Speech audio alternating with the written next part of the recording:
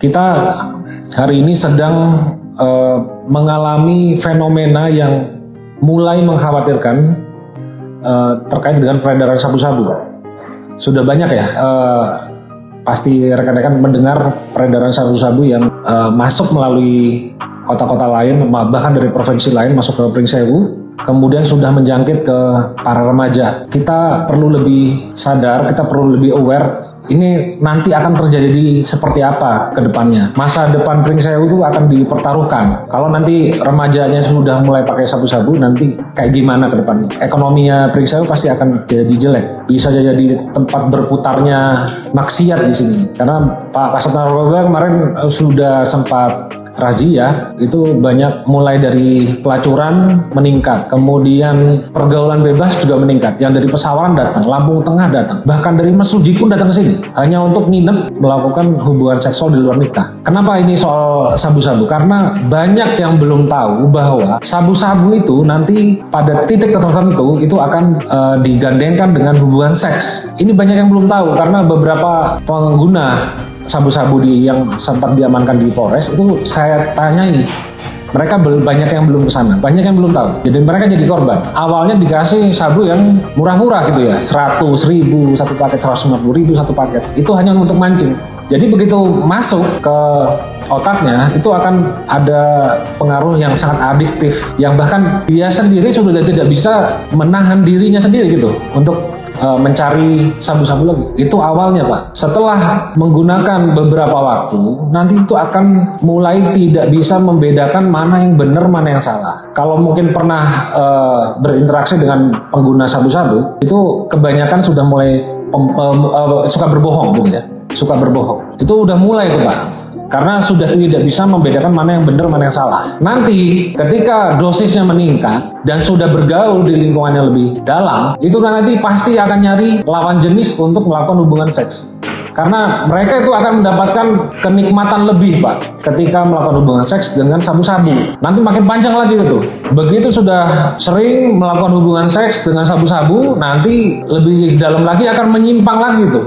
Menyimpangnya ya namanya seks menyimpang ya, bisa main lebih dari 2 orang gitu misalnya, grup seks, atau selingkuhnya sudah merusak kanan kirinya gitu ya, tetangganya nanti kena, nanti kayak incest gitu ya, bahkan keluarganya sendiri dihajar gitu. Ini akan menjadi perhatian yang sangat besar nanti kalau sudah sampai ke sana. Kalau ini sudah sangat merebak. Nah, sebelum sampai ke sana, kami perlu lakukan tindakan-tindakan pencegahan. Jadi tadi saya jelaskan bahwa sabu-sabu itu sangat berkaitan dengan seks. Jadi jangan dilihat sabunya. Sabunya itu pintu masuk. Setelah masuk situ, itu nanti akan melakukan dosa-dosa besar yang lain. Yang terjadi di Sumatera Selatan, yang ada hajatan terus mainkan musik koplo, musik house musik gitu ya. Kemudian udah nyabu di tenda-tenda, sudah mulai terbuka Pak. Jadi kalau saya dibilang hubungan seks menyimpangnya itu adalah pintu masuknya sabu-sabu, musik koplo, musik house musik itu juga pintu masuknya nanti menuju sabu-sabu untuk bisa dipasarkan secara masif. Karena apa?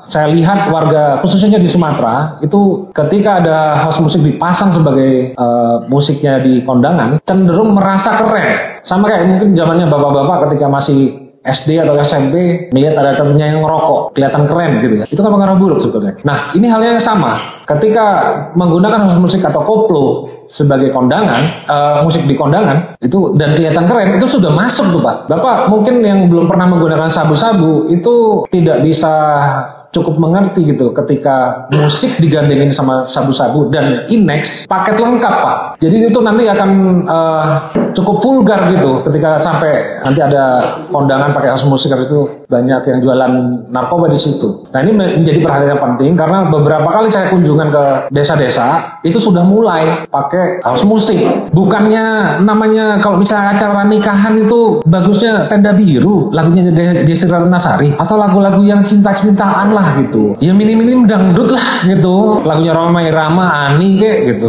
Yang ini Pak, yang normal-normal aja Pak. Nah bapak-bapak ini punya tanggung jawab Pak. Kalau bapak nanti membiarkan, itu nanti pasti akan merebak. Bapak mungkin merasa keren kalau mikir jangka pendek. Nanti anaknya Bapak, cucunya Bapak nanti generasi kesekian, ketika tidak bisa dijaga dari sedini mungkin, percayalah Pak, percayalah, nanti akan rusak untuk generasi muda. Karena sudah ada rasa biasa-biasa aja ini. Pak, saya 20 tahun ya, tugasnya menangani kejahatan-kejahatan. Segala macam jenis kejahatan saya. Pengawasan tempat hiburan saya juga sudah pernah. Jadi saya tahu persis itu Pak yang terjadi di tempat-tempat hiburan. Kalau karaoke di sini mungkin ya belum lah ya. Tapi kan saya juga nggak bisa kontrol karena orang masuk ke sewa kamar ruangan untuk karaoke, pasang musik apa, bawa apa, nggak mungkin lah saya bisa kontrol semua. Pasti ada yang curi-curi. Nanti yang terjadi adalah seperti yang terjadi di Jawa. Di Jawa itu sudah sistematik Pak. Jadi tempat hiburannya bahkan sudah bebas keluar masuk pengedar. Nanti malah sama pengusaha tempat hiburannya disiapin kamar pula di situ. Inek, sabu, cewek di situ. Musiknya musik house musik juga. Begitu udah naik, lakukan hubungan seks di dalam kamar yang sudah disediakan. Ini Bapak saya kasih tahu ya. Kamar itu di sana juga di Jakarta itu nggak cuman isinya satu tempat tidur Pak, ada yang 3 tempat tidur jejer. Mau dipakai buat apa?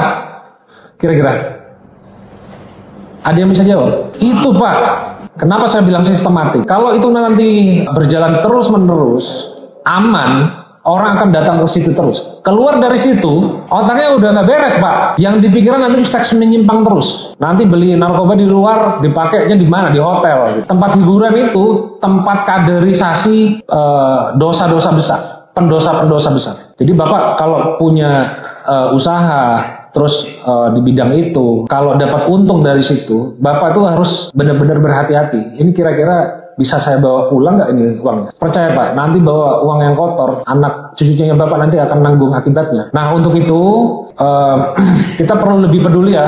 Kenapa saya undang kepala-kepala desa juga? Karena